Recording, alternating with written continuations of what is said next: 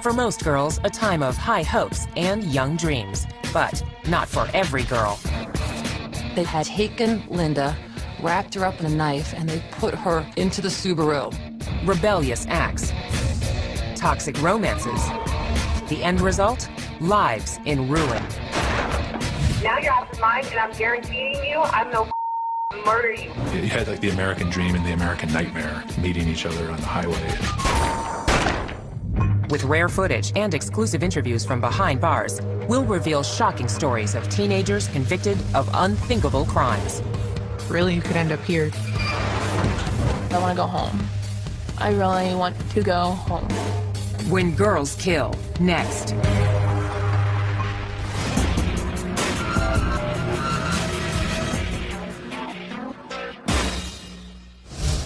In many ways, these two Florida teenagers had a lot in common.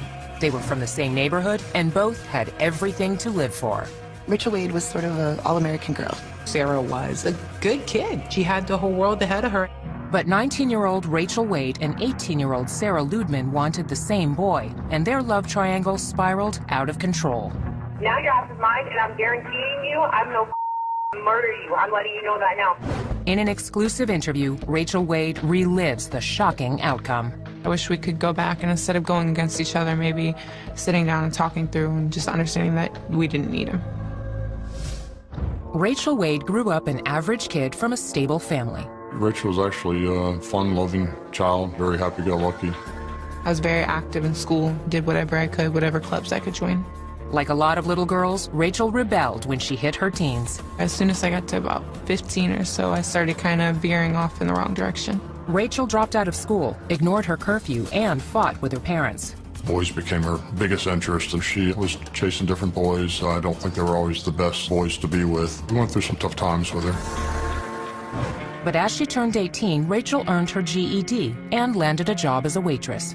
She moved out of her parents' home and began to find herself. And I kind of went on my own path. Rachel was fun, loud, girly, sassy. She was a very independent woman, very strong-willed, kind of took the bull by the horns and took control of her own life. In the summer of 2008, Rachel ran into a boy she had known since childhood. 19-year-old Josh Camacho was not a grade school kid anymore. He was a player. He definitely had this bad boy image. He was all tatted up. He had pictures of himself, with guns and pit bulls and smoking weed, and just had this whole rap star persona. He wasn't what he was portraying himself to be. I just saw a whole nother side of him when we were alone. It was really good at first. About a month or two after we started dating, I started getting phone calls. According to Rachel, the angry calls came from 18-year-old Sarah Ludman, who started dating Josh around the same time. This was her first boyfriend, her first true love, and she went into it with innocent eyes. In court records, Josh characterized his relationship with both Sarah and Rachel as friends with benefits. But by the summer of 2008, the rivalry between the two girls was heating up. She decided that she was going to come to my job, made me spill some drinks. They followed me and my roommate home and tried to run us off the road, and it kind of just kept getting worse after that night.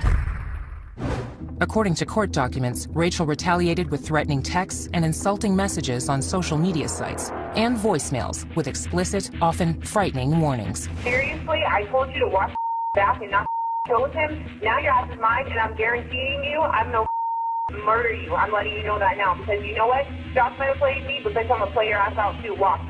It just got really acrimonious. Sarah was so upset by those messages. That's, what both of the girls had in their heads. Well, Josh wasn't the problem, it was the other girl.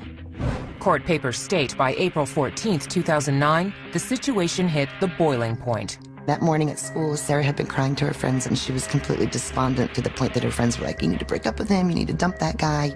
Later that evening, Rachel claimed Sarah showed up at her apartment. I heard her outside beeping her horn to let me know that she was out there. I was home alone, so I wanted to leave. On her way to the door, Rachel made a fateful decision. When I went to walk out of my house, I grabbed the knife off the kitchen counter. She made a tragic mistake of picking up a steak knife, just a usual kitchen steak knife, and she put it in her purse for protection. Rachel decided to go to a friend's house. Sarah met up with Josh. They were watching movies and hanging out at his sister's house, but he kept texting with Rachel. Josh later told police that he actually was telling Rachel to go back to her own house. Meanwhile, it was getting late and Sarah was out past her curfew. Sarah was supposed to be home at 11 o'clock. She was getting ready to go home Sarah got into her van and planned to drop off Josh's sister and another girl at a local restaurant on her way home. As they drove, Sarah was flagged down by a car going in the opposite direction. The driver was a friend of Sarah's. She said, oh my gosh, Rachel is right up the street. In a matter of minutes, things started to explode.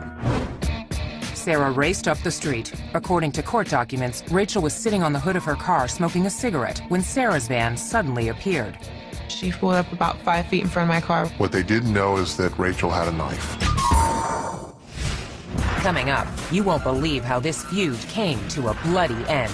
I grabbed the knife, and she approached me anyways.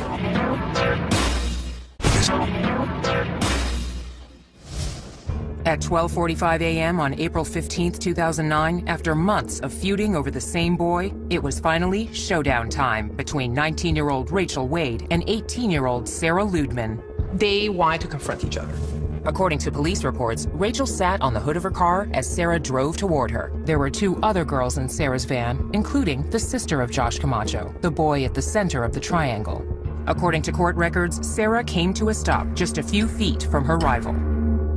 I grabbed the knife, thinking it might scare her off, and she approached me anyways. In court documents, witnesses disagree about who started the fight, but everyone recalls it was over quickly. They fought in the middle of the street for no more than 5 seconds. It was pulling hair, next thing you know, it stops. She hit me 3 or 4 times. I started swinging back. And the next thing I remember, she let go of me and turned around and walked back to her van. Sarah yelled out to her friends. Sarah was screaming for them to get back in the car so they could leave. I just saw blood on the knife. I didn't physically remember stabbing her. I didn't see where she was stabbed. Sarah managed to get to the van and grab her phone. Police reports state that she called Josh Camacho. She said it hurts. At that point, the line fell. She lost consciousness. She ended up lying in the middle of the road. Shocked witnesses dialed 911. Rachel! Down her. Okay, where on the body is the patient stabbed? In the chest. She's trying to breathe. According to police records, Rachel retreated with the knife in her hand. She walked up the driveway and ultimately threw the knife up onto the neighboring residence's roof. Rachel sat on the porch of a nearby home as police and EMTs arrived. They quickly determined Sarah was stabbed twice in the chest. She had a small injury here, stab wound here. She was stabbed right in the heart. It pierced her heart. During the frantic effort to save Sarah's life, Josh Camacho received a call from his sister at the scene. Josh hurried to get there and arrived before Sarah was taken away in an ambulance, but at the hospital, she could not be saved. Sarah was pronounced dead at 2:29 a.m.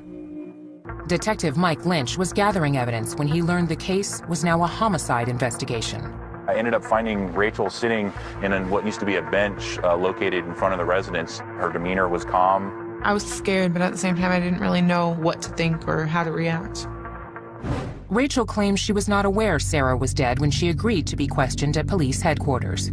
I wasn't under arrest or anything, so again, I was thinking, maybe it's not that bad. When I was down at the hospital, and I saw where she was stabbed at. She made no indication that there had been a stabbing, that there was a knife involved. The detective told Rachel exactly what happened. The next piece of information that you need to know is that she is dead. And she died as a result of these stab wounds. When they told me that she had passed away at the hospital, I kind of lost it. I couldn't believe what they were telling me. The hard truth of her situation became clear when Rachel was charged with second-degree murder. Bail was set at $500,000. If convicted, the 19-year-old faced life in prison. Fact is, she stabbed her and she killed her. For second-degree murder, I didn't have to prove she intended to murder her. Sarah came looking for a fight, so it was apparent to me that this was a good self-defense case. Murder or self-defense. The lines were drawn when the trial began in July 2010. Among the witnesses called by the prosecution, Josh Camacho. His tough bad boy pose was gone. Josh coolly maintained that he had an open relationship with both girls. When he came into court, the appearance was just a little guy. Very quiet, very soft-spoken. He says, I wasn't dating either girl. They're not my girlfriends. After these girls and their friends and their families talked about how he was their whole world and said, I was just sleeping with them. Camacho's testimony was shocking, but the prosecution's most damaging evidence came from Rachel herself. The threatening voicemails Sarah had saved. I'm gonna find you and I'm gonna beat your ass. He can get anything he wants from me. You still got your mommy and daddy's curfew, bitch. Why do you run your out, then why are you that pathetic? So keep talking, Sarah. I'm gonna teach you it. I'm telling you now. I couldn't believe that it was me. It was out of character for me to say anything like I said to her. Please tell me, Sarah, why you would be a dumb enough put a brand new picture of you and Josh at the beach on your MySpace. I'm no murder you. I'm gonna play your ass out too. Watch. You're a fat bitch, and I'm gonna kill you. If you're a prosecutor, you don't get a whole lot better evidence than that. In a risky defense move, Rachel took the witness stand and claimed she received similar messages from Sarah. It's a shame that Rachel didn't save voicemails from Sarah with threats, but she didn't. The jury deliberated less than 3 hours. We, the jury, find as follows: ask that the defendant in this case. The defendant is guilty of murder in the second degree as charged. So say we all. Michael Schwartz, foreperson of jury, July 23, 2010. In September, Rachel was back in court for sentencing, and the stakes were high. She could receive life in prison, or get credit for time served as a youthful offender and go free. Sarah's mother, Gay Ludman, wanted the maximum. This is my daughter. She lays in a cemetery. I go visit her there. The judge sentenced Rachel to serve 27 years behind bars. It's a tragedy for both sides. That's all I got to say. Justice has been served. We've lost our daughter as far as having her home with us, but she's still here for us, fortunately, to visit and look forward to someday her coming home. But Sarah's lost. Her parents lost their only daughter. Both parents, I mean, they felt like they did everything they could to be good parents. They raised girls that they were proud of. Still, Rachel does have remorse. Not sitting down to talk to Sarah would be my biggest regret. We should have met up and we should have talked. And maybe it should have been him that we confronted. Instead of going after him, maybe walking away from him, no matter what somebody says about you or to you, it's not going to resolve anything to go out and fight him. And really, you could end up here. Up next, this Kentucky teen called herself the Devil's Daughter and unleashed hell with her group of young followers. I sought out people that had been ostracized.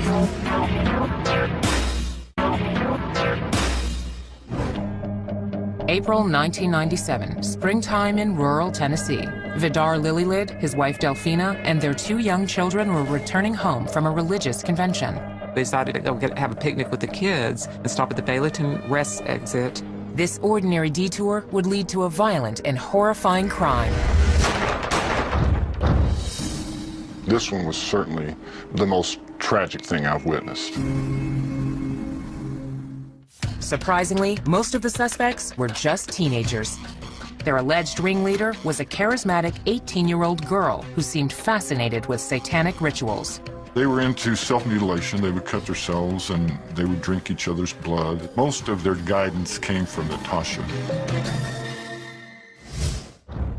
Natasha Wallen was born in January of 1979 in a poor section of eastern Kentucky's coal mining country. Natasha had what you would have to call a really troubled childhood. Her mother had a history of troubled relationships. When Natasha was just 5 years old, she made an upsetting discovery. She had a stepfather, and she thought that was her real dad, and she found out that another man in the town was her real dad. Shock to her. I got betrayed, and once you're betrayed, you've always got that wondering if somebody's going to betray you again. Dr. Helen Smith, a forensic psychologist and filmmaker, interviewed both Natasha and her mother, Madonna Wallen, for her documentary, 6. Natasha, she grew up, got aggressive towards her mother. Her mother also had emotional problems, as well as Natasha. According to court documents, the feuding escalated when Natasha was 14. She was arrested for assaulting her mother and threatening her with a knife. Soon after her mother agreed to dismiss the charges, Natasha attempted suicide by slashing her wrists. She was hospitalized at a Kentucky psychiatric facility. They told me said that she needed to stay longer. She was still a troubled child, but I couldn't afford to keep her in the hospital. They paid for 11 days and that was it. Court records state that Natasha was diagnosed as manic depressive and bipolar. She was prescribed Haldol, an antipsychotic drug, but she didn't take her medication. Load them up with pills. That's the answer to everything. Medicate. Court documents state that she did use illegal drugs, like cocaine and heroin. Natasha developed a dark fantasy life. According to police, The teenager often signed her name backward as Satan, and she attracted other teenage outcasts.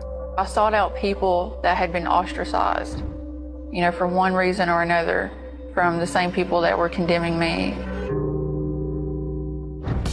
In her mid-teens, Natasha found love. She was married to a guy named Stephen Cornett, and they got married on her 17th birthday. They had this very sort of elaborate Gothic wedding where everybody was dressed in black.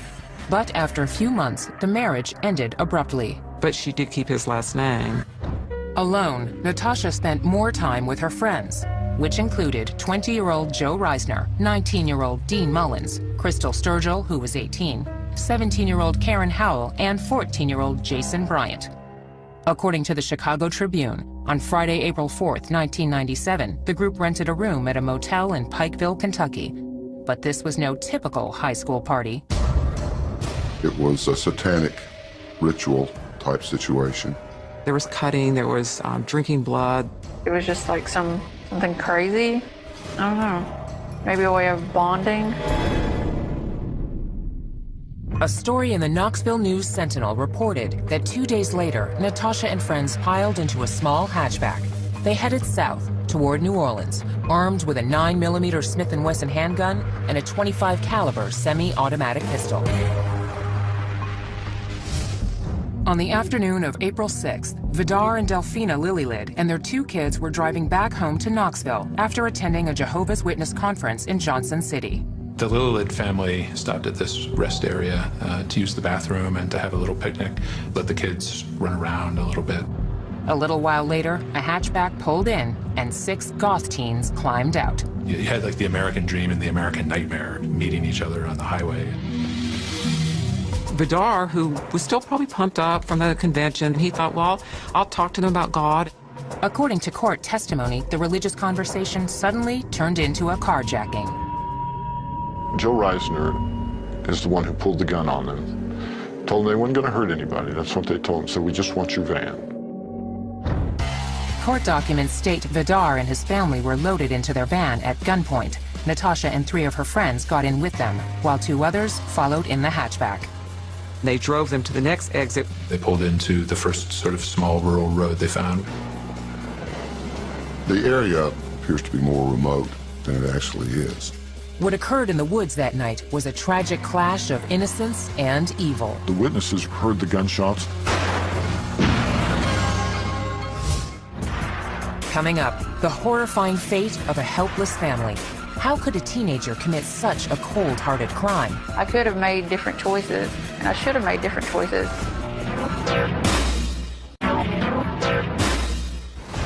About 8:30 on the night of April 6, 1997, Natasha Cornett and her group of teen outcasts were speeding through Tennessee in a stolen van. Just a few miles away, sheriffs in Greene County responded to a reported disturbance. I received a call of a party going on up here. Might be some shooting. We've seen a little blue car sitting up the road here. The tiny hatchback was empty. I looked out my window and I seen 4 bodies laying over here.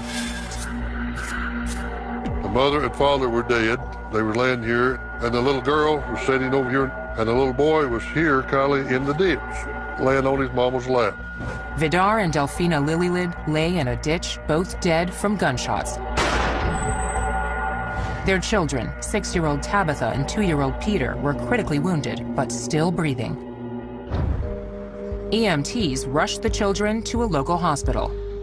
Officials examined the blood-soaked crime scene. The 2 adults, they had 2 wounds in common, bullet holes that formed perfect triangles. Somebody must have intentionally wanted to make a triangle, and they succeeded. The odd chest wounds were not the only gruesome injuries. The father was shot in the left eye. The mother also had 3 other bullet wounds. The next day, Tabitha died in the hospital. 2-year-old Peter still clung to life with gunshot wounds to his chest and right eye.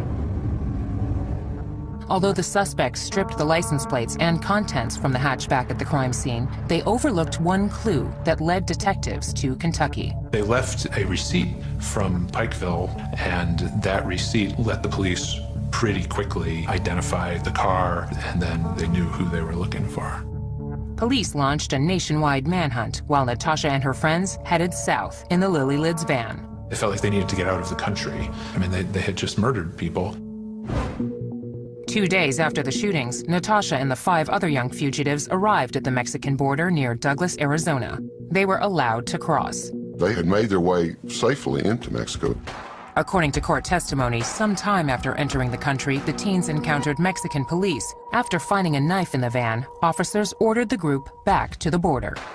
There was an all-points bulletin out for them. But the computers hadn't worked all day. As they approached the border crossing, the system came back online. They had the bad luck being the first car to come through that border crossing station there when the computer came back up. And they were all arrested on the spot. Police reports state the suspects had in their possession Social Security cards and other property belonging to the murder victims. They also had 2 handguns. We, of course, went to Arizona and followed up on all that and found the guns, and they were ballistically matched to the shell casings recovered at the scene and bullets recovered from the bodies. Natasha and the rest of the group were transported back to Tennessee to face formal charges. While in custody, Natasha granted an interview to newsstand tabloid The Weekly World News. Cornett boasted she was Satan's daughter. She said that she believed in ritual murder. Natasha always said afterward that she only gave that interview because that's what this lawyer told her to do, that somehow it was going to help her case to appear insane. Soon after the interview was published, Natasha changed lawyers. Cornett and her 5 co-defendants were each charged with 3 counts of first-degree murder and 1 count of attempted murder.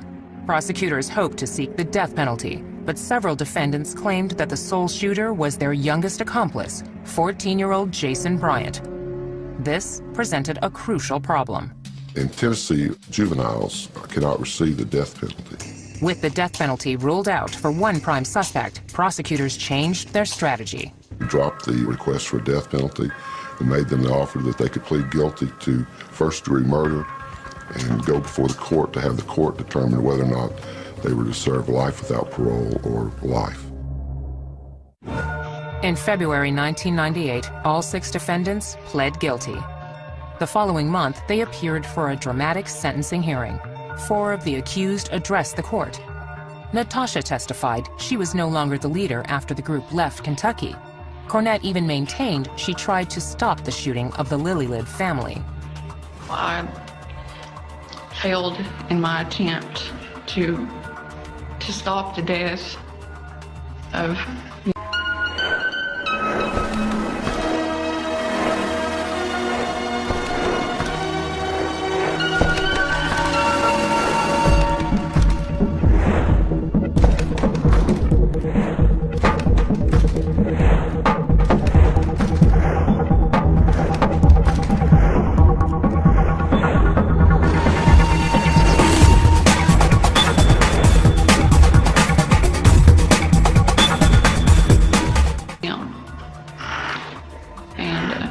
weighed heavily on my conscience. The judge ruled Natasha was, quote, not necessarily a ringleader for the killings, but she was the instigator and the orchestrator of the trip and the things that led to the death of the Lily Lids.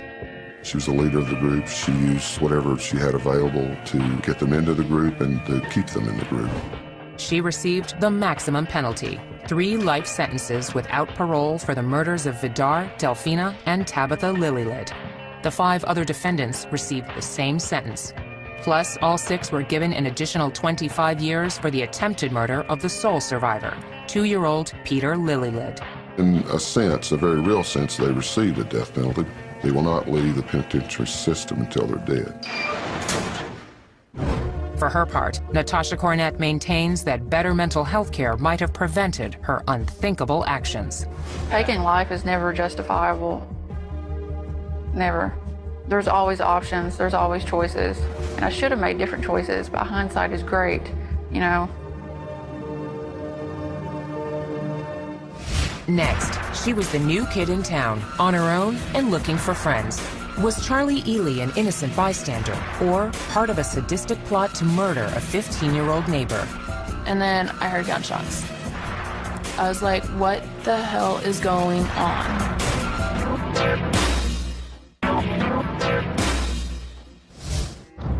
Most of her life, Charlie Ely was a good girl with very bad luck.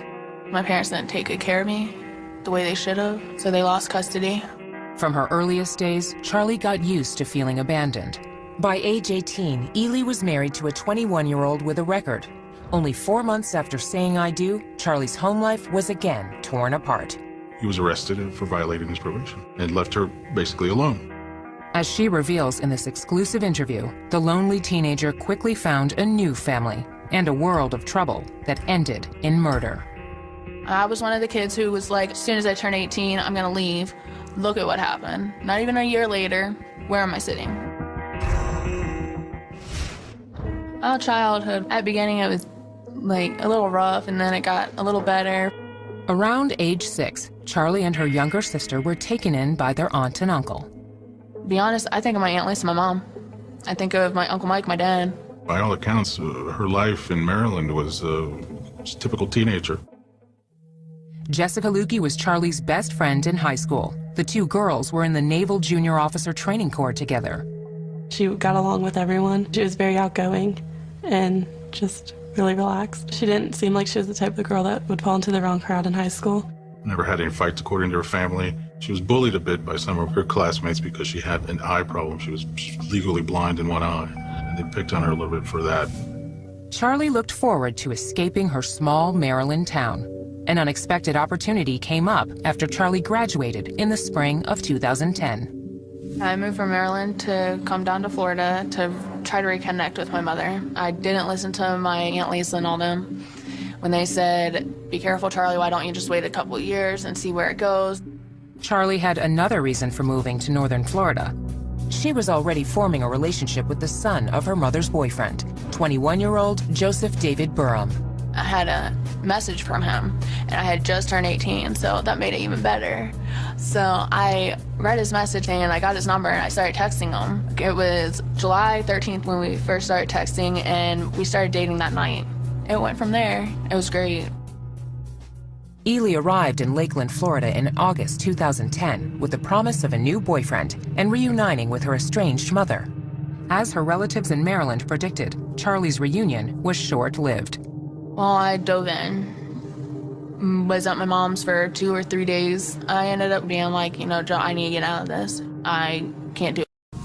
Despite the disappointment about her mother, Charlie's romance with Joe Burham heated up quickly.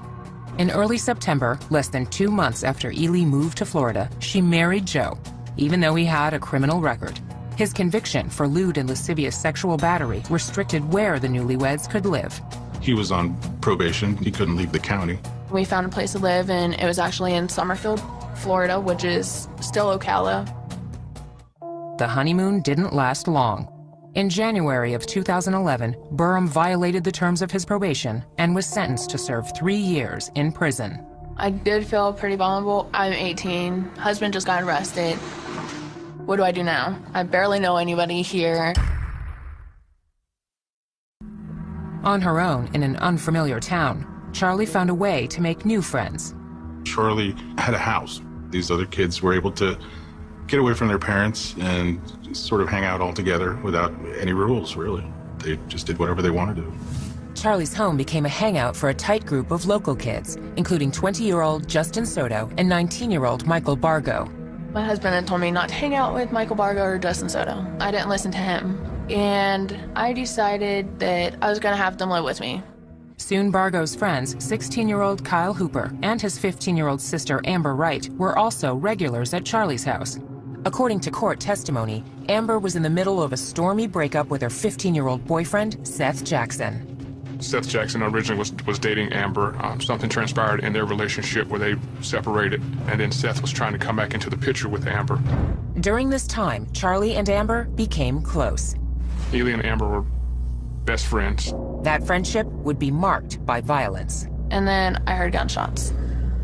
I was like, what the hell is going on?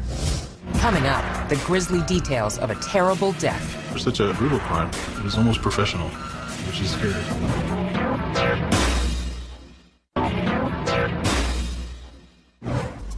19-year-old Charlie Ely's reunion with her estranged mother fizzled, and her husband was locked up on a parole violation.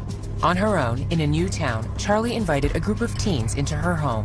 Ely's new best friend, 15-year-old Amber Wright, had just broken up with her boyfriend, 15-year-old Seth Jackson. All I knew was he was an ex of Amber's. Period. End of story. According to police reports, on the night of April 17, 2011, Charlie helped lure Seth to her house. Charlie had told us that when he arrived at the house, that she actually opened the door for him. I was like, hey, what's up? What do you need? He's like, oh, I want to talk to Amber. I was like, okay, come on in. Seth had no idea what he was in for. I wish I could have done something, but I couldn't. According to court records, Seth tried to run out of the house. A neighbor reported seeing 3 male figures chase him and drag him back inside. Although the crime happened in her home, Charlie told police she had nothing to do with it. I was like, holy cow. I ran into my room. I didn't know what to do. I heard a few gunshots, door slamming. According to police reports, Seth was beaten and shot multiple times before he died. Then his body was set on fire. The day after the gruesome attack on Seth, his mother reported the 15-year-old missing. That night, police launched an investigation. On April 19th, 2 days after Seth disappeared, police brought Charlie and some of her friends in for questioning. You know a lot more than what you're telling me. I know a lot more than what you're telling me. Can we agree with that? Yeah. Law enforcement has a good way to try to coax things out of you. Let's just put it that way. I didn't trick her in any way for her to tell me the truth. You knew that Seth was never going to walk out of your house alive. Is that correct? Yeah. After more than 2 hours of questioning, Charlie was exhausted. I'm all by myself once again. The search led police to a remote lime rock pit where divers found 3 large paint buckets containing ashes and other remains. More burnt human remains were discovered in a fire pit at Charlie's home. There was very little physical evidence of what had actually occurred there. Forensic tests identified the victim as Seth Jackson. For such a brutal crime, it was almost professional, which is scary. Charlie, along with Michael Bargo, Justin Soto, Kyle Hooper, and Amber Wright, were arrested and charged with first-degree murder. All 5 pleaded not guilty. Ely's defense attorney, Jonathan Bull, requested a speedy trial for his client. Mr. Bull was thinking that it would behoove her to just go ahead and get this done, maybe catch the prosecution off guard a bit. Charlie's trial began in September 2011, 6 months after the murder. On September 23, 2011, the case went to the jury. It took a little more than an hour for jurors to reach a unanimous verdict. Charlie Ely was found guilty of first-degree murder. The only time that there was any real emotion was when the jury handed down the verdict, when she broke down and sobbed. A month later, Charlie was back in court to hear her sentence. It is the judgment of the law and the sentence of the court that you spend the remainder of your natural life confined in the Florida Department of Corrections. A life sentence is imposed. Ironically, while the 19-year-old will likely spend the rest of her days in prison, Charlie's husband, Joe Burham, is scheduled to be released in September 2012. Charlie will have to live with regret. There's so many things that rush through my head that I wish I could have done. I could have, should have, would have done, but I didn't. Amber Wright, Kyle Hooper, Michael Bargo, and Justin Soto maintain their innocence. They are currently awaiting trial for first-degree murder. Advice I'd give other young women, listen to the people who love you. I had talked to my aunt a few times, and she wanted me to come up and live with her and come back up to Maryland. I never did that. I wish I would have, because I want to go home. I really want to go home. Next, a story so strange it has to be true. The girl who said yes to her mother's murder and lived with the body for almost a month. Tess Dam was truly the mastermind and the driving force behind this.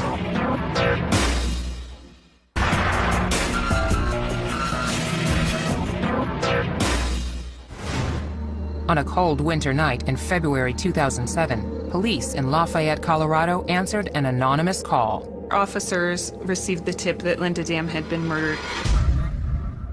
At the home of 52-year-old Linda Dam, police say they found her 15-year-old daughter Tess and Tess's boyfriend, 17-year-old Brian Grove. As more officers arrived, they began to try and develop more information about Linda Dam. Was she safe? Was she still alive? The bizarre answer would generate shocking national headlines. As a child, Tess Dam faced major challenges. Tess Dam grew up without a father. Her father and mother split when she was 2. Linda was very clearly addicted to alcohol, very severely alcoholic. But by all accounts, Tess and her mother enjoyed a close relationship. In 2004, when Tess was 13, she joined a basketball team at the local rec center. Eddie Anderson was the coach. She really loved her mom. Even in practice, she would go hug her mom. But Linda would come up to me and I could smell alcohol on her breath. By 2006, things were changing. According to the Rocky Mountain News, on several occasions, Tess was picked up by police for violating curfew. In July, she was escorted home by a cop who was alarmed by Linda Dam's condition. An officer sees Linda stumbling down the stairs. She's visibly intoxicated. Lafayette police say they did try to get social services to intervene. They faxed over the request to the county social services, and apparently the fax never arrived. A few months later, Tess met Brian Grove at an area youth center. According to the Denver Post, by early 2007, Brian was living with Tess in Linda's home. But the young couple wanted a house of their own. They found a model home worth approximately $500,000, and they told their friends they wanted to kill Linda Dam to get the money to buy this house. A 16-year-old friend named Jared Smith described a conversation with Tess and Brian that started at a local restaurant near the end of February 2007. Smith told police Tess and Brian talked about how much they hated Linda. On the drive back to Linda's home, Brian allegedly asked Tess if she wanted him to take care of her mother. Tess said yes. Brian went in the home while Tess and Jared were driving around. Jared Smith said he had no idea what Brian had planned. Brian later admitted that he had tried to strangle Linda, and that didn't work. Once she lost consciousness, he got a knife, drove it into her neck, and so hard that he actually couldn't pull the knife back out again. Got another knife and ended up stabbing her more times until she died. He stabbed her approximately 18 times. According to Jared Smith, Brian called and asked him to come to the house. When Jared arrived, Brian told him that he killed Linda. Jared said he did not want to be involved. Brian told him that he was already involved. Smith claimed he closed his eyes while he helped Brian move Linda's body. They had taken Linda, wrapped her up in a knife, and they put her into the Subaru. Brian then turned to his best friend, 18-year-old Jared Guy, for help. Brian and Guy were both born in India and raised by Colorado families. We considered each other brothers. In his interview with police, Guy offered a different version of Linda Dam's death. He said Brian Grove told him Linda attacked Tess. Grove simply came to her aid. They said it was more of a self-defense kind of thing, that Brian went in and tried to protect Tess. Jared Guy claims he advised Brian to turn himself into police. But after much convincing, Guy agreed to help his friend dispose of Linda's body. Guy told the cops they considered leaving the corpse in a landfill. Instead, they ended up at a local cemetery. The ground was frozen. Brian thought that they hadn't buried her deep enough, so he brought Jared Guy, and they both dug her back up and then drove back to the house. According to police records, Linda's body remained in the car, parked in the garage. After the entire incident happened, I was just in shock, and I really just wanted to go back to the happy little life that I'd created for my own self.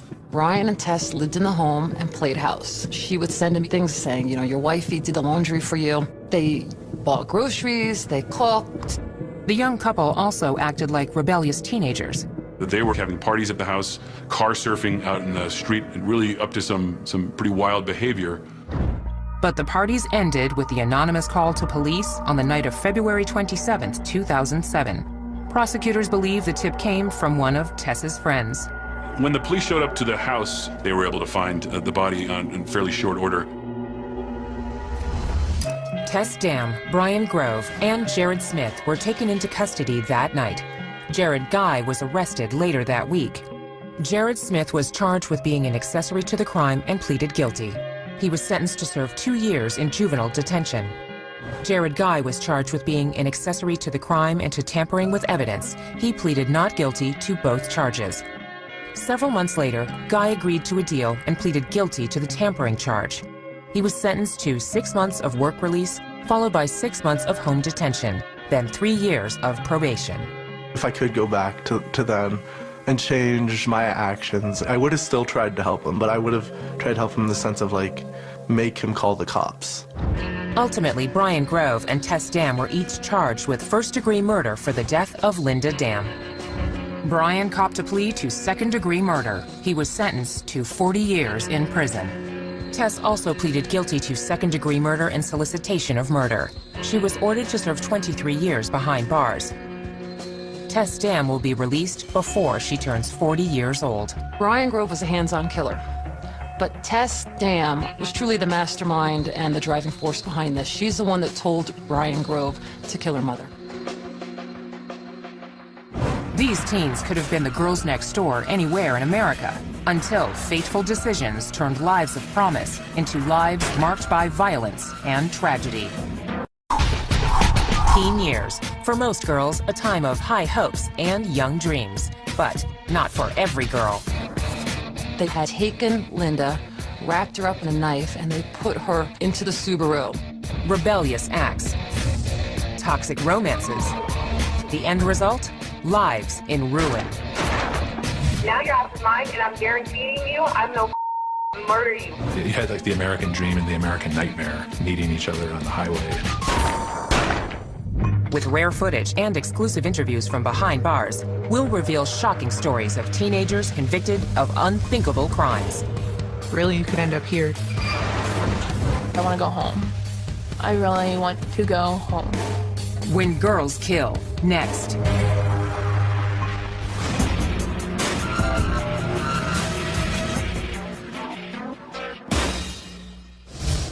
In many ways, these two Florida teenagers had a lot in common. They were from the same neighborhood, and both had everything to live for. Rachel Wade was sort of an all-American girl. Sarah was a good kid. She had the whole world ahead of her. But 19-year-old Rachel Wade and 18-year-old Sarah Ludman wanted the same boy, and their love triangle spiraled out of control. Now you're out of mind, and I'm guaranteeing you I'm no murder you. I'm letting you know that now. In an exclusive interview, Rachel Wade relives the shocking outcome. I wish we could go back, and instead of going against each other, maybe sitting down and talking through and just understanding that we didn't need him. Rachel Wade grew up an average kid from a stable family. Rachel was actually a fun-loving child, very happy-go-lucky. I was very active in school, did whatever I could, whatever clubs I could join. Like a lot of little girls, Rachel rebelled when she hit her teens. As soon as I got to about 15 or so, I started kind of veering off in the wrong direction. Rachel dropped out of school, ignored her curfew, and fought with her parents. Boys became her biggest interest, and she was chasing different boys. I don't think they were always the best boys to be with. We went through some tough times with her. But as she turned 18, Rachel earned her GED and landed a job as a waitress. She moved out of her parents' home and began to find herself. And I kind of went on my own path. Rachel was fun, loud, girly, sassy. She was a very independent woman, very strong-willed, kind of took the bull by the horns and took control of her own life. In the summer of 2008, Rachel ran into a boy she had known since childhood. 19-year-old Josh Camacho was not a grade school kid anymore. He was a player. He definitely had this bad boy image. He was all tatted up. He had pictures of himself, with guns and pit bulls and smoking weed, and just had this whole rap star persona.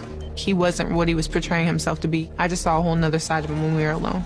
It was really good at first. About a month or two after we started dating, I started getting phone calls. According to Rachel, the angry calls came from 18-year-old Sarah Ludman, who started dating Josh around the same time. This was her first boyfriend, her first true love, and she went into it with innocent eyes.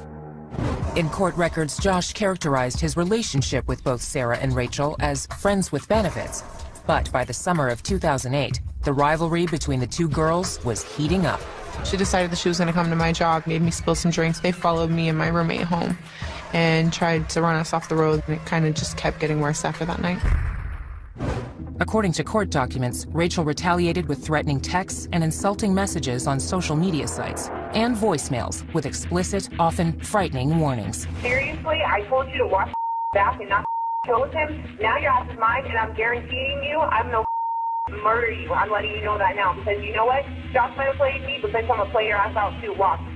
It just got really acrimonious. Sarah was so upset by those messages. That's, what both of the girls had in their heads. Well,